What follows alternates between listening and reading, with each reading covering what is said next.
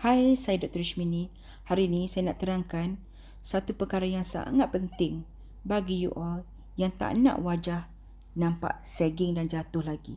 Ramai orang sebenarnya tak tahu satu perkara yang sangat penting tentang wajah.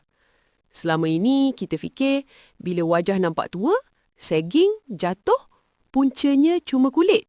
Sebab itu kita sibuk jaga kulit. Tapi hakikatnya punca sebenar wajah jatuh bukan bermula pada kulit.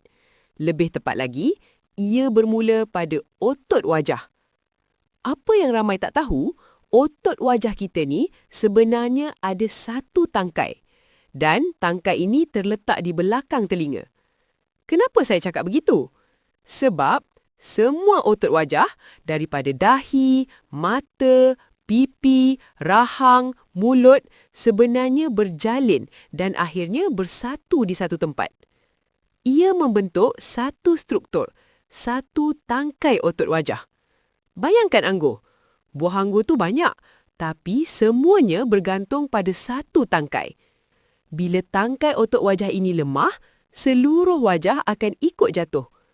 Pipi jadi turun, smile line jadi dalam, rahang jadi kendur, wajah nampak kembang dan tua. Masalahnya, proses ini bermula lebih awal daripada yang kita sangka.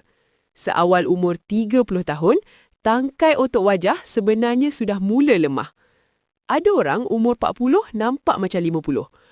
Tangkai otot wajah dia sudah mula jatuh.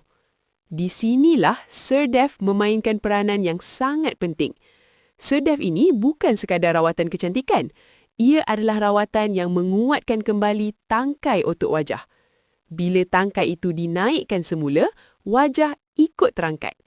Hasilnya, wajah nampak lebih muda, seolah-olah turning back the clock. Dan yang paling penting, SirDef ini adalah rawatan tanpa pembedahan. Ia tidak memotong, tidak mengubah wajah, tetapi mengembalikan struktur asal wajah. Sebab itu saya selalu tekankan, SirDef bukan tentang jadi orang lain.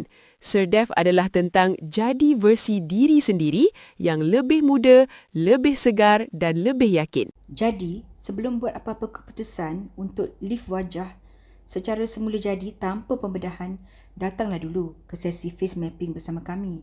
Kami akan tunjukkan keadaan sebenar, kedudukan tangkai wajah anda dan punca sebenar kejatuhan. Lepas tu, you decide. Supaya you tak membazir duit, tak rugi, tak buat keputusan secara tergesa-gesa atau superficial je. Let's go deeper. Fix the real cost. So whatever you choose is truly worth your money. Datang sekarang dapatkan harga promosi online kami untuk sesi face mapping.